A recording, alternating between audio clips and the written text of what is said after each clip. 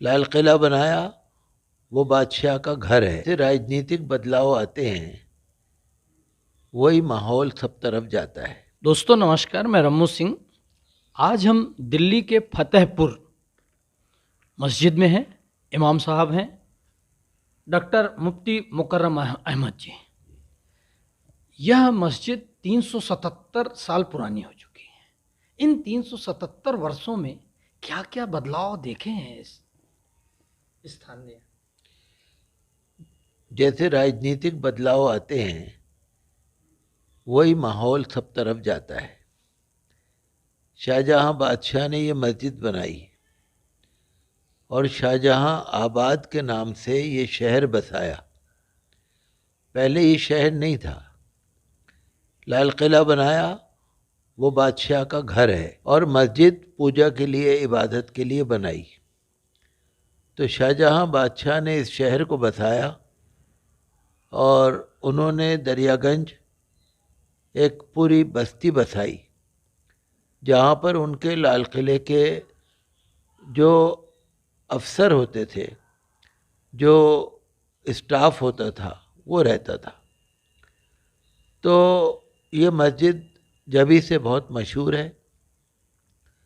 और ये मस्जिद, इसकी एक विशेषता है, ये इबादत गाह तो है, इस्लाम धर्म की बहुत मशहूर इबादत गाह है, लेकिन इसके साथ साथ यहाँ पर ना जो स्पिरिचुअल जो टीचिंग है ना, वो भी है। वो अलग चीज़ है।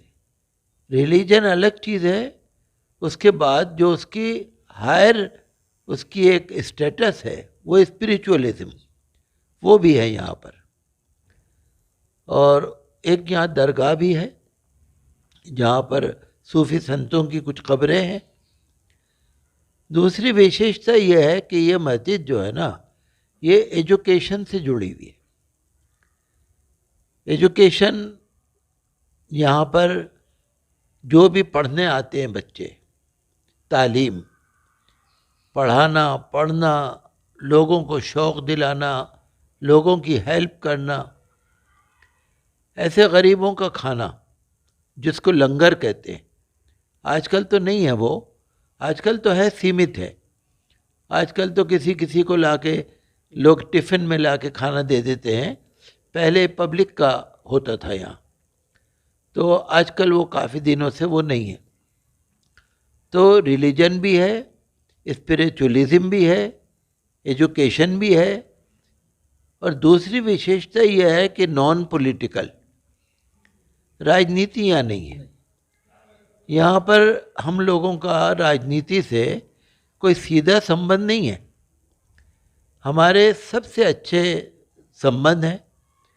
हम किसी पार्टी के नहीं हैं, हम राजनीति से जुड़े हुए नहीं हैं, राजनीति में हमारी रुचि नहीं है। हम और हमारे जो बड़े थे, वो हमेशा राजनीति से, सियासत से दूर रहे। इसी वजह से यहाँ पर जो है ना, मजहबी आपको ज़्यादा रौनक मिलेगी। आज भी जो सरकार है, उनसे भी हमारे अच्छे संबंध हैं। जो भी होते थे, अच्छे हमारे संबंध रहे उनसे। दूसरी बात यह है कि सारे धर्म गुरुओं से हमारे अच्छे संबंध हैं। सारे धर्म गुरु जो भी हमारे हिंदू धर्म के हैं, जैन धर्म के हैं, और सिख धर्म के हैं, और भी जो जितने भी लोग हैं, सबसे हमारा संबंध है। लाल किले के ठीक गेट के सामने यह फतेहपुरी मस्जिद बनी हुई है। लगभग 1.5 किलोमीटर के आसपास इसकी दूरी होगी। उसकी कोई खास वजह?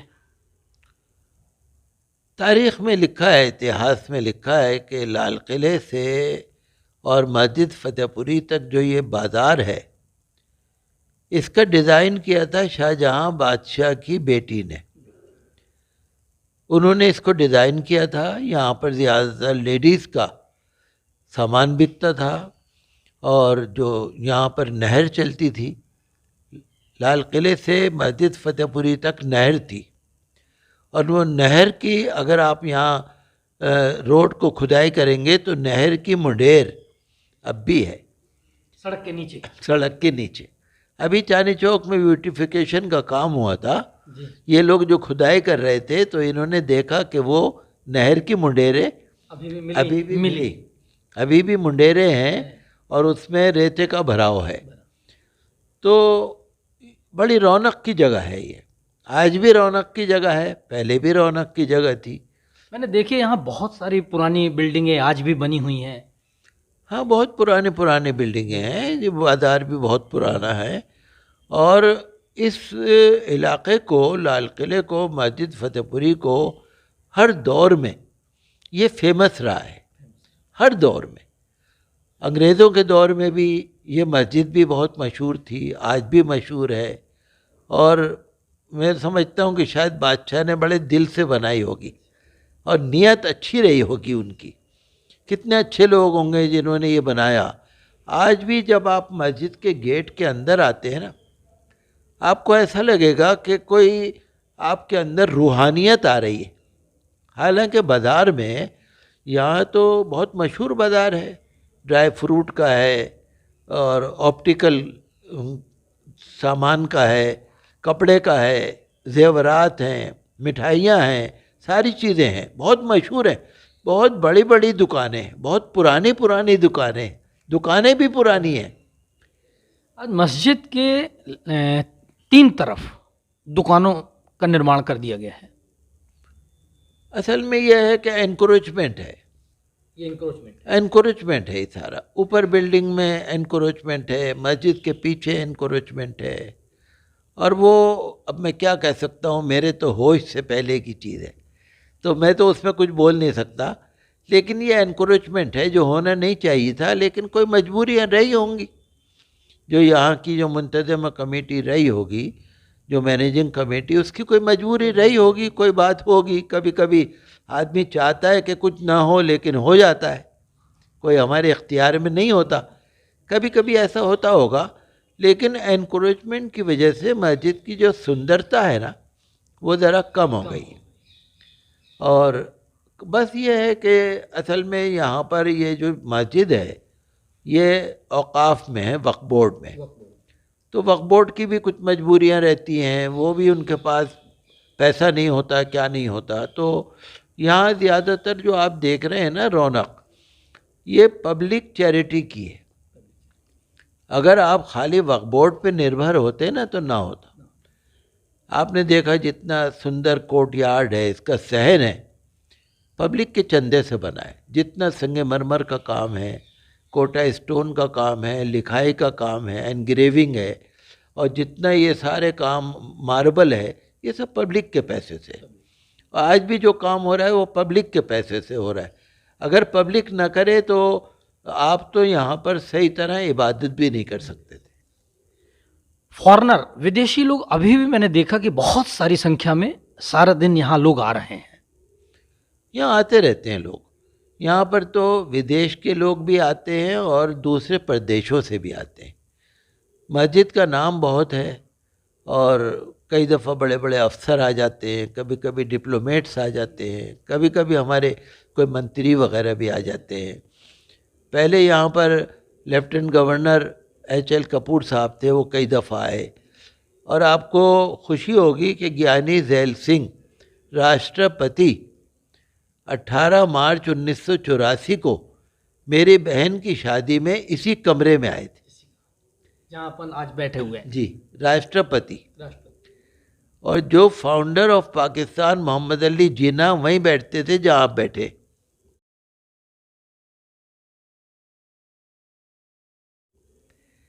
और लियाकत अली ख़ान जो वहाँ के फर्स्ट प्राइम मिनिस्टर थे, वो इस मस्जिद कमेटी के मैनेजिंग चेयरमैन थे। तो ये कमरा जो है बहुत ऐतिहासिक है और हमारे बहुत सारे मेहमान यहाँ आते रहे, मंत्री भी, सरकारी लोग भी आते रहे, आज भी आते हैं, डिप्लोमेट्स भी आते हैं। दूसरे ये कि राष्ट्रपति APJ अब्दुल कलाम मार्च 2007 में वो यहाँ जुम्मे की नमाज़ पढ़ने आए थे। आप देखेंगे राष्ट्रपति APJ अब्दुल कलाम के जो फ़ोटो गूगल में हैं, उसमें जो टोपी वाले फ़ोटो हैं वो मस्जिद के हैं। उन्होंने यहाँ आकर टोपी लगा ली थी, नमाज़ पढ़ी थी। दूसरे ये कि राष्ट्रपति ज्ञानी ज़ैल सिंह 1 अक्टूबर 1983 को मेरी शादी में आए थे दरियागंज बच्चों के घर में, और राष्ट्रपति एपीजे अब्दुल कलाम 29 जनवरी 2005 को आए थे दरियागंज महावीर वाटिका में मेरी बेटी की शादी में। और सारे हमारे सबसे अच्छे संबंध हैं। और मैंने कहा ना आपसे कि हम तो मजहबी लोग हैं, दुआ करते हैं, अपने लिए भी दुआ करते हैं, आपके लिए भी, सबके लिए। बहरहाल जो पूजा स्थल है कोई भी है तो बहुत ही उसका सम्मान होना चाहिए, हर पूजा स्थल का सम्मान होना चाहिए, हर धर्म में प्यार होना चाहिए। देखिए कोई भी धर्म जो है ना, मज़हब नहीं सिखाता आपस में बैर रखना, कोई भी धर्म। तो कभी कभी राजनीतिक विचारों से कोई नफ़रत आ जाती है, नफ़रत नहीं होनी चाहिए, हर धर्म की मान सम्मान हो, इज्जत हो। अगर हम पीछे के हालात में जाएंगे तो झगड़े होंगे। हमें तो ये देखना है कि आज दोस्ती का माहौल बना रहे, और जितने धर्म वाले हैं, अनेकता में एकता, इस देश में यूनिटी इन डाइवर्सिटी ये है, और यही हमारी विशेषता है हमारे देश की। हमारा हिंदुस्तान जो है वो इसी वजह से विदेशों में उसका सम्मान है कि यहाँ पर अनेक धर्म के, अनेक भाषाओं के लोग प्रेम से रहते हैं। वही हमारी कोशिश है। जितने हमारे इलाके के लोग हैं, आपको देखेंगे आप मस्जिद, इस मस्जिद के चारों तरफ 99.9% हमारे हिंदू भाई हैं। न उन्हें कोई परेशानी, न हमें कोई परेशानी। यहाँ पर आप देखेंगे फ्राइडे प्रेयर में 8-10 हज़ार लोग आते हैं हर फ्राइडे में, किसी को कोई परेशानी नहीं है, सारे त्यौहार अच्छे से मनाए जाते हैं। लेकिन एक चीज़ और मैंने देखी, लाल किले से चलकर अपन फतेहपुरी मस्जिद तक आते हैं, तो जैसे ही लाल किले से चलते हैं तो लाल किले के बाहर जैन मंदिर, फिर हिंदुओं का सत्यनारायण मंदिर, फिर थोड़ा आगे चलने पे उनका चर्च बना हुआ है, इसके बाद फिर पंजाबियों का शीशगंज गुरुद्वारा बना हुआ है, फिर सुनहरी मस्जिद है, फिर और है। ये तो यूँ समझिए कि मिनी भारत, पूरा भारत समझ लीजिए। राजनीति भी है, लाल किला है, राजनीति भी है, और फिर जैन मंदिर, गौरी शंकर मंदिर, और फिर बैप्टिस्ट चर्च, और फिर गुरुद्वारा, सुनहरी मस्जिद, फिर और मस्जिद, फिर फतेहपुरी मस्जिद। जितना प्रेम आपको इस रोड पे मिलेगा ना, जितना प्रेम आपको इस रोड पे मिलता है चांदनी चौक में, और जितनी सुंदरता और रूहानियत और जितना दिल का चैन और सुकून आपको लाल किले से, चांदनी चौक से फतेहपुरी तक मिलता है, मैं समझता हूँ शायद दूसरी जगहों में ऐसी कोई चीज़ नहीं मिलेगी। एक चीज़ और देखा मैंने, पूरे भारत देश से लोग सिर्फ इसी चांदनी चौक से फतेहपुरी, लाल किले से मतलब फतेहपुरी के बीच में लाखों लोग रोज खरीदारी करने आते हैं। बहुत बड़ी खरीदारी है, बहुत बड़ी खरीदारी है। आप तो अंदाज़ा नहीं कर सकते कितना बड़ा कारोबार है। मैं 3 दिन से यहाँ अंदाजा ही कर रहा हूँ, एक एक गली में अलग अलग मार्केट है, मैं घूम के यही देख रहा हूँ। नहीं, यहाँ पर तो ज्वेलरी का काम बहुत है, डायमंड का काम बहुत है, सोने चांदी का काम बहुत है, कपड़े का काम बहुत है, बेहतरीन कपड़ा, बेहतरीन शोरूम, टेलरिंग मटेरियल, चश्मा, जूते चप्पल, और फिर हल्दीराम, और फिर चाइना राम, और फिर सारे ये, यानी यूँ समझिए कि लोग पूरे पुराने दूर दूर से लोग यहाँ पर चाट खाने आते हैं, मिठाई खाने आते हैं, आइसक्रीम खाने, दही बड़े खाने आते हैं। नटराज के जो दही बड़े हैं वो दूर दूर से लोग खाने आते हैं। ये दरीबे की जो जलेबी है और ज्ञानी की जो आइसक्रीम है और ये सारी चीज़ें तो बहुत दूर, बल्कि मैं आपको बताऊं, जो दिल्ली से वाया ट्रेन पाकिस्तान जाते हैं ना, पहले जो कस्टम वाले होते थे ना, दिल्ली में कहाँ से आए हो, हमारे लिए चाइना राम की मिठाई लेके आना, हमारे लिए वो जलेबी लेके आना, ऐसे मांगते थे।